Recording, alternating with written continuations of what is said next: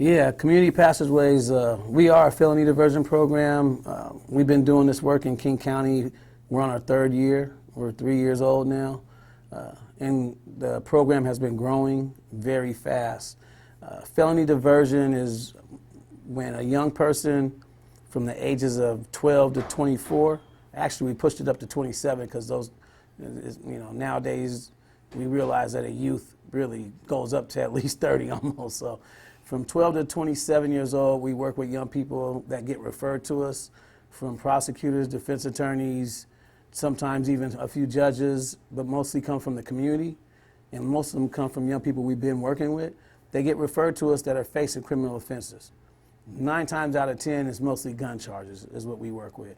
And that's not on purpose, it's just the way it is. And so when a young person gets referred to us for these charges, what we do is we assess what their needs are. What do you need? Where are you at in your life?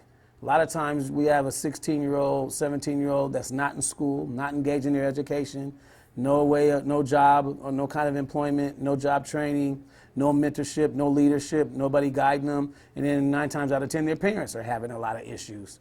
So what we do is we bring that young person in and we figure out, okay, the first thing we have to do is get this young person back into their education. Let's go vouch for this kid in their school district. Most of them, a lot of times they're expelled out of their school district for whatever behaviors they had. We'll go vouch for them and go all the way up to the district building if we have to get them back engaged into their education. Once we get that going, we build a relationship in that school or work with that school, counselor or teacher or whatever, whoever we got to work with, vice principal, to keep that kid engaged in the classes. And then we give that kid incentives to go to school. We push them to go to school. We have people come check on them and drop in on them. We'll even give them transportation sometimes just to make sure they're going back and forth to get them used to going, right? Mm-hmm. Once we get them back, get them in school and get them going, then we'll go ahead and work with them to get them some kind of job, some kind of employment, some job training, whatever it is to get them plugged back in where they can make some money. They can actually feel good about getting a check with their name on it and have some employment so they're not out here doing things to make money. And where we're taking them through the process of them working with our staff, working with our community ambassadors, doing all that stuff, going to peacemaking and healing circles that we have in the community so they can talk about their issues. And all. We're giving them stipends. So they get $30 here or $50 here, $50 to speak on a panel for the county or the city or for some event, to tell what you've been through and tell what you and your peers need. Right? So we give them stipends to do things like that so they feel like their time is valuable and that they have intellectual properties. So our whole thing is to make people feel important and feel like people love them and give them an opportunity to see that their self-worth is valuable, like they have value in the community. And we build a community around them. It says it takes a village to raise a child. And our village has been decimated by a lot of racist institutions and systems. So we have to rebuild a new village. And in order to do that, we have to do it within our own community. And we've been able to do that. We've been very successful at diverting people out of the system. We've had young people facing 2, 3 years juvenile life. We've had some young adults facing 2, 3, 5 years in prison, and we've been able to get them in housing, jobs, education, some of them going to college, back on the football field, track, basketball, whatever. And then we go and we sit down and negotiate and say, look, this kid's been doing great under our tutelage for 6 months now. And the whole time we're going in and out of court with them. We're meeting with their public defenders with them. We're meeting with the probation officers. We're in communication and collaborating with everybody. And we're negotiating like, okay, so let's try to figure out a way to keep this kid on this path. Let's not lock him up now, throw him off this path, and make them feel like they're worthless again. Let's give them an opportunity to stay in this position and keep building them up. And we've been able to do that, man. We have a lot of success stories, very few failures. And it's all because we built this organization out of love and commitment and consistency, right? We love our community. These are our kids. That's not just somebody else's kid. These are all our kids. And we have to act like these are our kids. So we have to show them that we love them like we love our children. And in order to do that, man, You got to be consistent, and you got to be there for them, and you got to be there to speak up for them in their behalf. But you also got to empower them to make them use their voices and help them use their voices so they can start speaking up for themselves. That's why we have them speaking on different panels and different youth advisory committees and things like that. We have them doing that stuff because we want their voices to be heard. I love getting young people up in front of a room full of people. You know the kind of confidence that builds up in them? The way you stop kids from shooting each other is get them self-esteem. Let their self-esteem be built up. The way you stop kids from shooting each other, you get them employed, let them start getting checks with their names on it. We get our kids bank accounts so we can do direct deposit with them. So they got an actual bank account, they got debit cards. They start feeling responsibility, a lot of responsibilities. And our goal is to build up a team of young people and put them in positions of leadership. Right? So now you get that young person that's been out here in the streets doing his thing, and he got a bunch of other little homies following him, and they out here doing dirt. But you take that same kid and you direct that energy in a positive direction, and now he can lead those same guys into the same direction. I've literally had kids come in here that was facing juvenile life, a couple of armed robberies, first-degree armed robberies, work with them, get them in a perfect position, education, getting ready to graduate, playing football, all that, and ended up working with his whole set. Had them all working with us, working with everybody. They with me every day. I'm picking vans full of them up, taking them to University of Washington, Seattle U, going to this government panel and speaking at this panel and speaking at the, and being on this committee and that committee. And I got all these kids that do, and they start feeling like, man, I can really do something different with my life. I can really do something like this is different. Exposing them. Exposure creates expectation. When you've never been exposed to something different and your whole life been in the ghetto and in the gutter and you've been running around doing nothing but dirt and that's all you've been seeing and taught, you got to teach them and show them something else, man. And that's what we try to do. Show them something else. All these shootings that have been happening around our community, all the stuff that's been happening, it can be stopped. It can be stopped. But there has to be the resources and the capacity built to do it. And in order to get the resources and the capacity, the people that have the money, our tax-paying money, because it ain't theirs, it's ours. The people that got our tax-paying money, they got to break bread with us, man. The organization's doing this work and help us build the capacity and then start handing us our kids. So when we go in a courtroom and we're standing up speaking for our kids, we're speaking on behalf of our children because we're saying, give them to us. We don't need the system to keep swallowing us up anymore because we already know what the system does. It's not successful. I don't care how many more police you put out there. We've done that. How many times have we done that? Are we going to keep putting a bunch of police and patrols out there and keep locking people up for long stretches of prison? It hasn't changed nothing. I'm not saying we don't need law and order, but what I am saying is that there's something else that's working. Let's start focusing on that. Let's start building that up. Let's start giving that an opportunity so we can start giving these young people what they need. Mm-hmm. They need love, they need consistency, they need compassion, they need empathy, and they need to feel like I am somebody that I can look at in the mirror and respect, right? Once you do that, bro, who wants to shoot somebody then when you know you got to get up in the morning, go to work, earn your money, when you have your own place to live, when you're getting ready to buy yourself a car, you have hope. We've stripped our whole community of hope, man. We have a whole generation of young people running around here shooting each other. Why? Because they have no hope. So then that's our job as adults to give it to them. Are we going to keep sitting around pointing our finger and shaking our head and saying these kids are crazy? Who is that helping? What is that doing? Who's benefiting from that? Nobody. We need to stop shaking our heads, sitting on our butts, and pointing our fingers and get up and get out and do something, man. You know? So at the end of the day, I'm frustrated because there's only so much we can do. My team is not that big. Our funding ain't that great. But what we can do, we are doing. A lot of it. And we're good at it.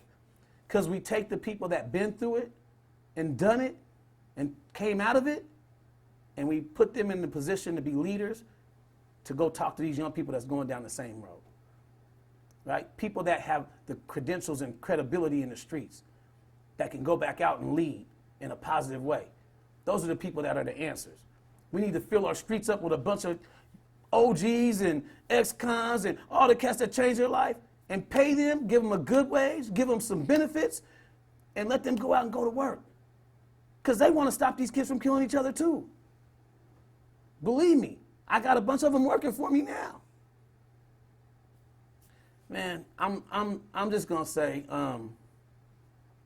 it's not rocket science, man.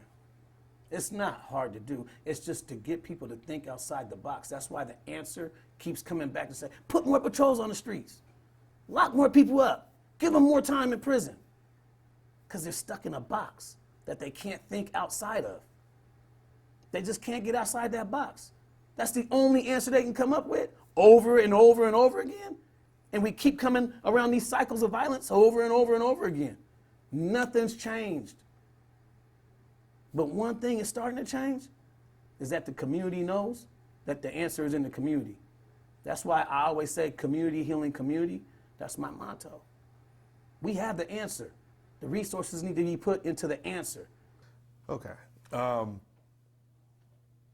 It's a lot of hard work, what you're doing, and it's very important to you, obviously.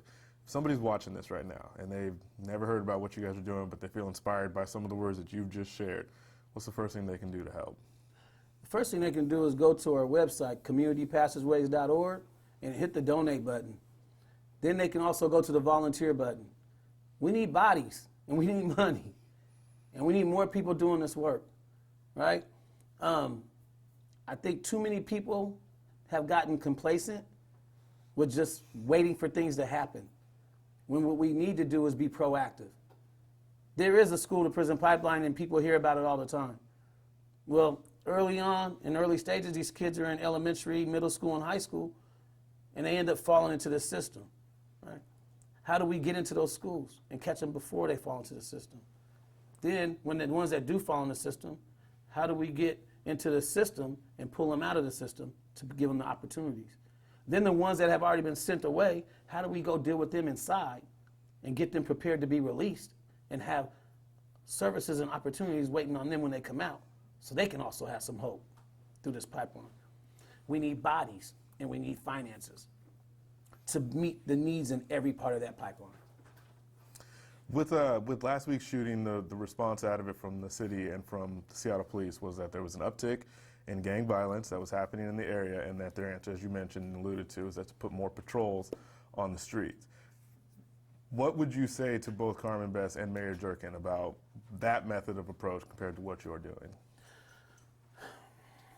Really, that method of approach has been repetitive, and we've done it a lot of times.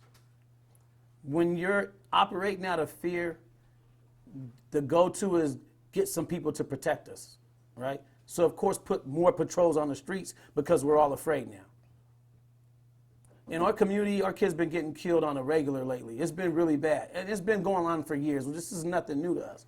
But when it happens downtown and some other lives are affected by it, which I feel so bad for, and my thoughts and my prayers really go to the people that were innocent victims in this, because that should have never happened. But when that does happen, now all of a sudden it becomes a red alert, and we have to do something. And I respect that, because we do have to do something. But the only answer is not more patrols. The answer is for us to finance and give the resources to people that can be ahead of that. And let's just say those two young people that did that, well, the two suspects that got caught with it, if they were referred to us 3 years ago, 2 years ago, what if they had a job, an apartment, a car, right? Good, and had bank account, but family, whatever they had, a community that was working with them, opportunities to be leaders, they probably would have never been doing that. That incident probably would have never happened. I'm not saying we're the answer and we're the end all be all, but what I am saying is we've been working better than what the system's been working, right? Mm-hmm. The things we do and the way we've been operating, the system's been in place for a long time. And has it stopped anything? Has it changed anything? Has it made anything better? I can argue that. But what we've been doing has changed a lot of lives, and I see it on a daily basis. I just left Echo Glen Juvenile Prison. A lot of cats that's already been, a lot of young brothers, a lot of youth that have been already sentenced and sitting in there serving time. I was there yesterday and I was up there again today. They were super excited just to see me. Super excited when I walk in the door. They're all hugging me, and they're doing that because I speak life into them. This is not the end of your life. This is not where your life ends. These orange outfits are not you. Right? Why are you in here getting in trouble when you were out there getting in trouble? Let's talk about that. It's time for you to start speaking life into your life. And no, I don't think the answer is lock everybody up. I think the answer is give people hope and speak life into them. Speak love into them. I know that sounds kind of like a cliche, but come on, man, we got to do something different. So I understand the mayor and chief best got to do what they have to do. That's their job. I can't knock them. They're doing what they're hired to do, what they're elected to do. Okay, that's fine. Well, I'm doing what I've been hired and elected to do. And I'm going to keep doing it. We can collaborate. They're cool. We can talk. You know, I've talked to them. I know them. They know me. They know the work I do. They like what we do. So it's not something new to nobody in the system. It's just we have to get to a point where we're funding this at a higher level so we can get more soldiers on the streets to go out and be in the mix before it happens and then snatch these guys out of the fire that they're in. There was a group of young men that was saying to one of my employees, we feel like we got demons. We feel like we got demons, like we just don't know. We don't know how to get through what we're going through. That's why we're smoking so much and taking different pills and all, because we don't know how to get through what we're going through. Like this is their voice in this. They're saying this. You know what I mean? How much more louder does this have to be for us? When they're shooting up everything and taking all these drugs, that's loud. That's a cry for help, not a cry to lock me up. What they gonna get being locked up? What's more patrols gonna do in the streets? Is it gonna stop something? Because I haven't seen it stop anything yet. I haven't actually seen more patrols in the streets stop all the shootings. I haven't seen that. They can't be everywhere, right? And we can't be everywhere. But we can operate out of love and out of hope and out of empathy and out of respect and out of building up self-esteem, not chopping you down, putting some handcuffs on you and putting you away. I mean, that's how our system works. Okay. But it hasn't stopped nothing. We got to think outside the box. And sometimes I get frustrated. I don't think it's either or. I think it can be both. But we have to collaborate. How can we change that conversation within the public about when something like what happened last week happens and there are cries for more policing or anything? Like, how can we change that conversation to be more help, more offering, more love and compassion? Now you're talking. If I could really answer that, I'd probably be very wealthy and be flown all over the world fixing problems.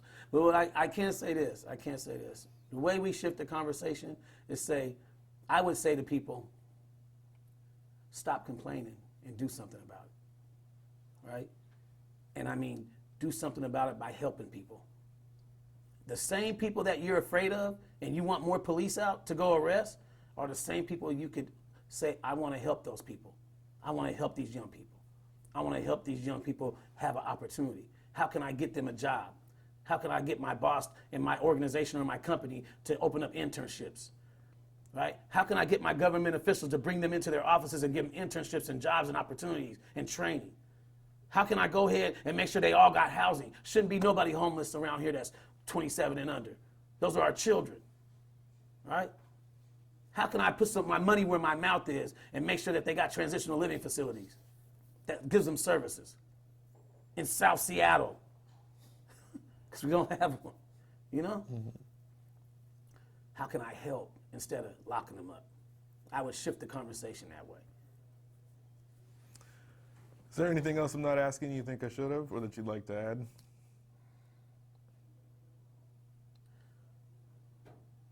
My heart goes out to all these young people that have died, even the older people that have died behind all this violence. My heart goes out to all of them, right? I deal with this on a daily basis. I see this on a regular basis. This is something that we've been living with. I've been living in it my whole life, and mostly everybody I know has. Every room I'm in, I could say there's nobody in that room that hasn't been traumatized. I feel like people that haven't lived it or understand it or been through it are blind to it, and they live in their bubbles. And the only time they understand that it exists is when it affects their bubble. People got to come out of their bubbles if they want it to change. Because as long as they stay in their bubbles, they're never going to affect anything outside of it. And then when somebody they know becomes a victim, they're afraid, and all they can do is ask for more police. That's all I got to say.